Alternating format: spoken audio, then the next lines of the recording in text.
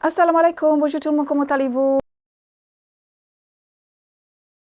Ketika saya mengandungkan Ana Syifa, kalau mengikut peraturan di sini, prosedur di sini, ada satu masa beberapa bulan kita mengandung tu, kita diharuskan membuat satu check-up, iaitu untuk cek trisomy 21 ini. Pada, kalau tak salahnya, bila kandungan sudah masuk 3 atau 4 bulan, kalau tak silapnya ya. Pada ketika itu, saya terlepas membuat check-up ini kerana saya telah pulang ke Malaysia bersama anak-anak saya yang lain. Sampai di Malaysia, saya telah membuat scan dengan kandungan saya, di mana doktor scan biasa saja, di mana doktor memberitahu baby nampak tiada masalah. Bila pulang ke sini, saya telah membuat pemeriksaan sekali lagi scan, dan doktor mendapati saiz baby adalah kecil berbanding dengan saiz yang sepatutnya umur dia. Jadi daripada situ sudah datang keraguan ada masalah dengan baby. Masa tu kalau tak silapnya mungkin saya dah 5 atau 6 bulan. Dan doktor juga cuba nak tengok muka baby, tekan-tekan perut saya, tapi baby tak nak toleh kepala. Daripada situ sudah timbul kerisauan juga yang baby ada masalah. Pada ketika itu memang ada kerisauan, tapi tidak mengambil serius tentang hal itu, dan sebaliknya saya berjumpa dengan seorang doktor yang lain, doktor pakar wanita. Doktor pun buat scan, dia kata sebab saya beritahu yang doktor lagi satu ni kata baby kecil daripada saiz biasa, dan baby tak nak pusing kepala dia, mungkin ada masalah leher ke macam tu yang dirisaukan. Jadi bila doktor lagi satu tu scan, dia kata awak pun bukanlah besar mana, jadi saiz baby awak ni macam normal saja, nampak macam tiada masalah, doktor cakap. Jadi okay, fine. Kita pun tak adalah risau apa. Dan pada hari nak bersalin tu, memang Ana Syifa ini lahir agak awal, tak adalah awal mana, 2 hari daripada tarikh yang sepatutnya. Dan tak sempat nak bius ke apa, Ana Syifa terus keluar. Dan pada dia lahir itulah kami dapati ada masalah dengan dia, sebab dia punya dia tidak seperti anak-anak yang lain, pergerakan dia tidak aktif. Jadi Selepas 1 jam melahirkan Ana Syifa, doktor panggil, doktor kata Ana Syifa ni dia suspek ada Down syndrome, sebab dia punya muscle tone tak ada, muscle tone dia very poor. Jadi kena buat ujian darah. Hari kedua ada kereta ambulans datang, jadi pergi ke hospital lagi satu. Dan juga untuk cek jantung, sebab biasanya anak-anak Down syndrome ini ada macam-macam masalah kesihatan. Okey. Dan result dari darah tu kena tunggu agak lama juga, mungkin dalam beberapa hari juga.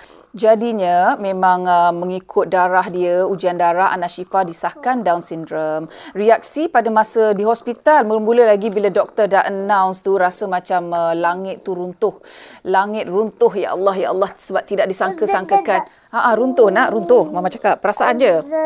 Dan rasa macam tidak percaya, adakah aku bermimpi, ya Allah. Kenapa aku, ya Allah, kenapa dan mengapa, ya, kita seorang diri, adalah seorang, tak ada family, tak ada siapa. Dan pemberi semangat adalah kakakku di Malaysia, adalah sentiasa memberi semangat, sentiasa ingatkan diri untuk bersyukur, dan memang tidak bersedia langsung. Setiap hari bila bangun, masa dekat klinik, kalau kita beranak kat sini kena tahan 4 hari ya. Jadi setiap hari bangun kata, adakah aku bermimpi? Aku harap semuanya ni adalah mimpi, ya Allah. Bila bangun tengok balik, tidak, ini bukan mimpi, ini adalah realiti. Ada masa-masa sangat depressed ya, rasa sampai ada perasaan dibisikkan syaitan yang kata tutuplah hidung dia ni, bila tutup hidung dia, bagilah dia tamatkanlah riwayat dia, jadi tiada masalah lagi selepas itu. Tapi kita istighfar. Ianya adalah satu kejutan. Saya mesti akui ianya adalah satu kejutan dan tidak disangka-sangka ya. Tidak terlintas di dalam fikiran ya. Sebab masa tu dah bermacam-macam ujian, tiba-tiba Allah bagi ujian yang lagi satu macam ni. Jadi ianya mengambil masa juga ya untuk menerima hakikat. Menerima hakikat dan redha itu tidak datang sekelip mata ya. Ianya memerlukan masa. Jadi buat ibu bapa yang mempunyai anak istimewa, yang baru mendapat anak istimewa itu, orang sekeliling seharusnya faham tentang emosi mereka. Saya sangat emosional masa mula-mula beranakkan Ana Syifa sehinggalah dia umur 4 bulan rasanya. Sangat emosi. Sedikit perkataan Down syndrome orang cakap saya akan sebab syahdu dan sedih dan tak mahu berkata apa-apa lagi tentang itu. Jadi ianya memerlukan masa ya. Redha dan bersyukur itu memerlukan masa dan bagi saya ianya mengambil masa dalam mungkin 4 bulan untuk saya betul-betul terima dan hadam hakikat bahawasanya Allah telah mengurniakan saya anak istimewa, ya. Senyum pula dia. Anak istimewa yang bakal memimpin kedua-dua ibu bapanya ke syurga insya-Allah. Inilah dia budak dia. Jadi ianya memerlukan masa 4 bulan bagi saya. Pada orang lain saya tak tahu berapa lama, tapi kepada ibu bapa yang ada mendapat anak istimewa ini memerlukan sokongan daripada orang sekeliling ya, kerana emosi sangat tidak stabil. Jadi selepas Ana Syifa disahkan Down syndrome, doktor bagi plan step-step yang kami perlu ikut untuk supaya kalau nak Ana Syifa membesar seperti anak-anak yang lain, seperti budak-budak biasa. Jadi kami mengikut segala plan yang doktor telah tulis, doktor pakar tu, berperingkat-peringkat apa yang kami perlu buat. So kami ikut saja apa yang doktor beritahu dan itu adalah yang terbaik. Okey, saya cuba mendidik Ana Syifa ni tiada beza dengan anak-anak yang lain. Tiada keistimewaan macam contohnya, sebab dia macam ni so kita kena layan dia macam ni, ikutkan apa dia nak. Tak. Bagi saya tak buat macam tu. Saya layan dia seperti anak saya yang lain. Kalau nakal kena punish. Cuma bezanya dengan Ana Syifa ni, dia adalah anak yang istimewa ni, mereka memerlukan perhatian yang lebih daripada anak-anak biasa. Contohnya, mereka tidak boleh belajar sesuatu itu dengan sendirinya dan dengan cepatnya. Kalau kita biarkan anak seperti ini belajar seperti budak lain, dia akan lambat proses dia. Progress dia sangat lambat. Jadi apa yang kita boleh buat ialah kita bantu dia untuk percepatkan lagi progres dia. Maknanya kita lagi banyak kerja lah kita. Memang Allah suruh kita berkorban masa dan tenaga kita bila ada anak istimewa ini. Jadi saya fikirkan saya anggap dia sama seperti anak-anak yang lain, tiada bezanya. Berfikiran positif adalah amat penting bila kita punya anak yang istimewa. Kalau kita sentiasa down, semuanya akan menjadi bertambah-tambah negatif. Jadi itu yang kita tidak mahu. Jadi adik-beradik dia yang lain juga anggap dia macam tiada beza dengan budak-budak lain. Bagi dia adik dia comel, pandai. Jadi adik-beradik dia memang melayan dia tiada bezanya. Tiada rasa malu. Kat luar rasa macam dia budak biasa dan kat sini pun kalau orang tu tidak punya family yang ada anak istimewa, mereka tidak akan tahu yang Ana Syifa ni anak istimewa. Jadi tiada bezanya. Jadi dia nak bercakap tu. Jadi kami layan dia seperti budak biasa. Saya adalah seorang ibu di mana saya tidak suka mengulang-ulang apa diagnosis anak saya, sebab saya rasanya tidak adil untuk melabel mereka dengan sesuatu nama atau panggilan. Cantik rambut dia kata tu. Dia pun nak cakap juga. Bagi saya itu adalah pendapat saya, pendapat orang lain. Tapi bagi saya, kalau kita nak anak kita, anak istimewa kita membesar dengan jayanya, dengan progres yang sangat baik, kita berhenti melabelkan mereka dan kita anggap dia seperti budak biasa. Akan tetapi kita memerlukan usaha dan tenaga yang lebih daripada kita buat dengan anak-anak kita yang lain. Dan itulah yang suami saya dan anak-anak saya buat untuk Ana Syifa ini. Dan sudah pastinya dia ni ada istimewa di hati kami, perhatian lebih daripada anak-anak yang lain. Tapi basically layanan sama sahaja. Kalau dia buat nakal, dia akan dipunish. Dia diajar makan macam budak biasa, macam adik-beradik dia yang lain. Jadi cara kami ajar sama seperti anak-anak kami yang lain, tiada bezanya. Jadi pada saya, kita nak anak kita membesar seperti budak biasa, seperti budak normal. Jadi kita layan mereka, anak kita yang istimewa ni secara normal, tanpa melabelkan mereka, tanpa memanggil mereka dengan panggilan-panggilan yang tidak sepatutnya. persediaan emosi adik-beradik yang lain. Masa dah dia tahu pasal anak Syifa ni, memang dah beritahu pada anak-anak, kata ini adalah amanah daripada Allah. Kita sebagai orang Islam, ini adalah kelebihan orang Islam. Kita menerima kadar dan kadar. Jadi anak-anak sudah biasa dan menerima realitinya, tapi cuba diorang heran sebab bagi mereka, adik mereka ni tiada bezanya daripada dia lahir sampailah sekarang. Bagi mereka sering kali mereka kata macam budak biasa je anak-anak ni, mama cakap macam tu. Jadi pada saya, adik-beradik yang punya adik-beradik istimewa, bagi mereka cinta dan sayang mereka tiada melepasi segala-galanya sampai mereka tidak nampak kekurangan pada adik-beradik mereka yang istimewa itu. Itu saya percaya perasaan anak-anak saya juga. Ada setengah ibu bapa segan untuk berkongsi keadaan anak mereka. Tapi saya banyak memberikan awareness kepada masyarakat. Kenapa Daku membuat begitu? Sebab tidak adil rasanya kalau Daku... kita ni bukan berada di zaman Tok Kadut, kita berada di zaman yang moden ya. Terlampau banyak terapi-terapi yang disediakan untuk anak-anak seperti ini. Terlampau banyak benda yang budak-budak seperti ini boleh progress. Jadi tidak adil bagi kita untuk menganaktirikan mereka, anak seperti ini, membeza-bezakan mereka. Pada saya, di Instagram ataupun di YouTube atau di mana-mana social media, saya memang expose Ana Syifa ni supaya memberi semangat juga, in a way memberi semangat kepada ibu bapa yang mempunyai anak-anak istimewa, yang hidup tidak terhenti di situ bila mempunyai anak istimewa. Sebaliknya, hidup itu bertambah maju dan pemikiran kita bertambah terbuka bila kita ada anak istimewa ini. Bila ada anak istimewa, baru kita tahu, oh patutlah benda ni macam ni, patutlah benda tu macam tu. Oh macam tu. Oh, so kita banyak benda yang membuat minda kita terbuka dan menjadikan kita orang lebih bersyukur lagi. Jadi sebenarnya mempunyai anak istimewa ni bukanlah pengakhiran kepada kehidupan, tidak.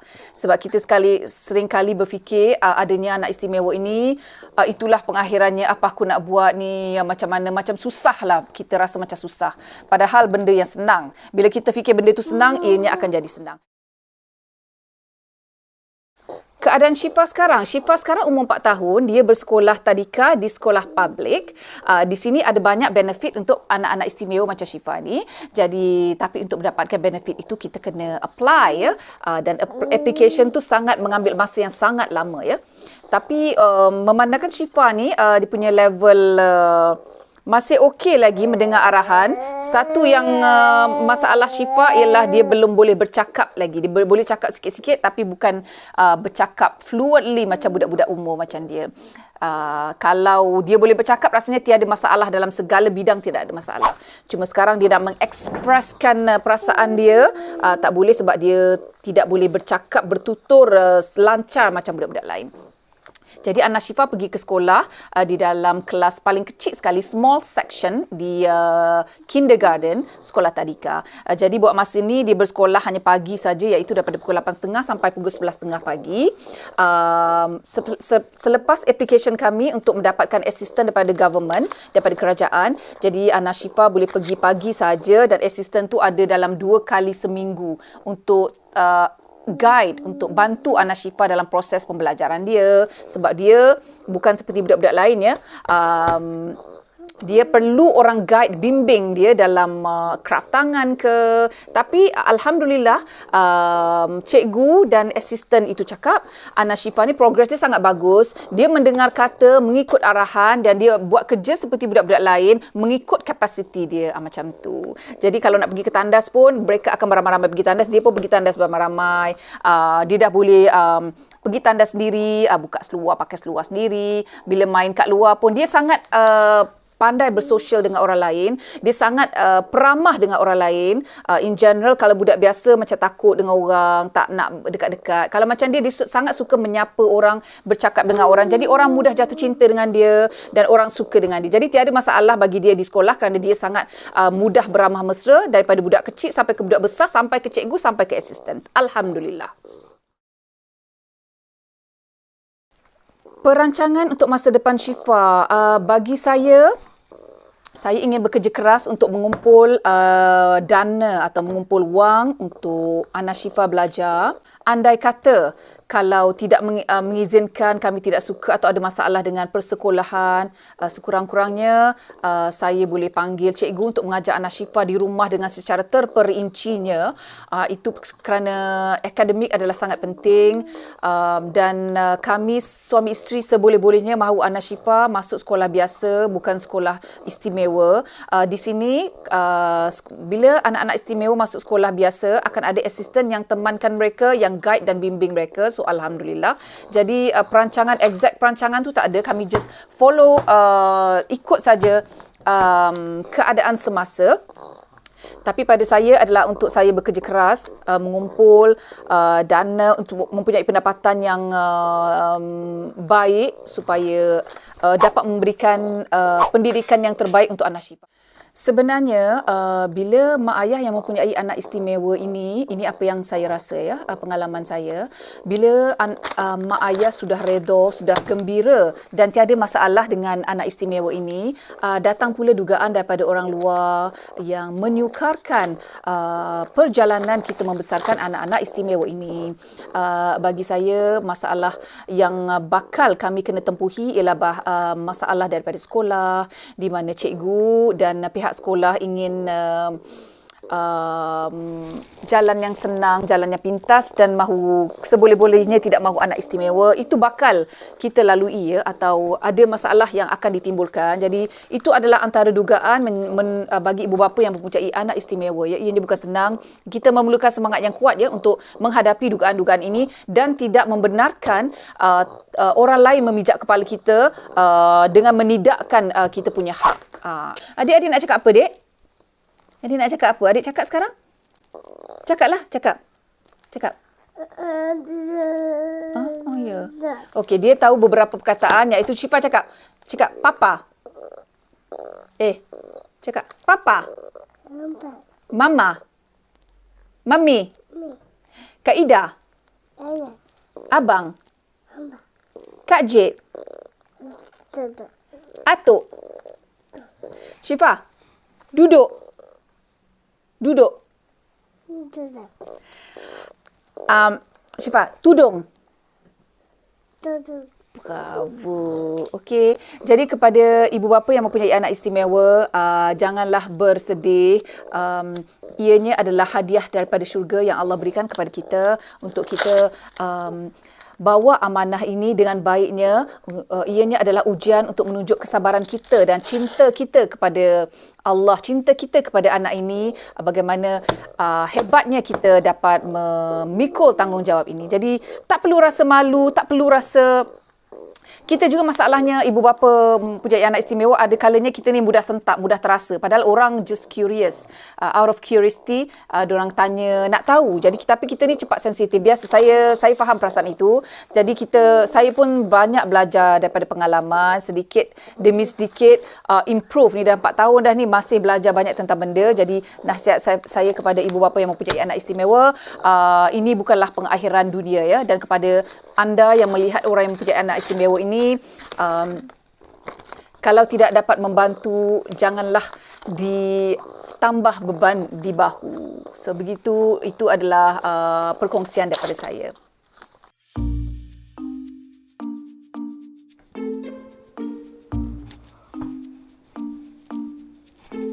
Surabaya.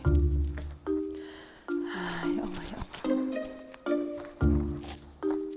Atau trisomy 21. Senyum pula dia.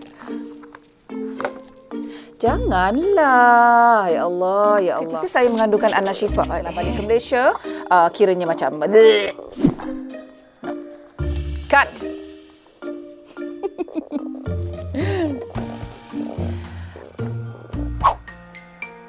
Mengikut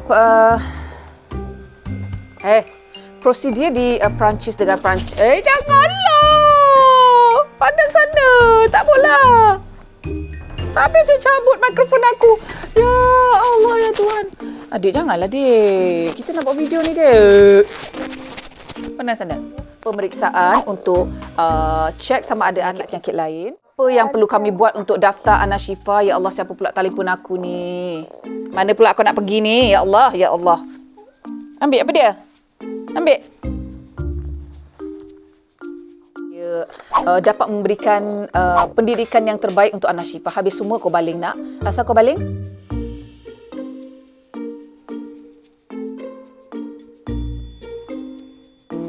Jalan yang senang, jalan yang pintas dan mahu seboleh-bolehnya tidak mahu anak istimewa, itu bakal.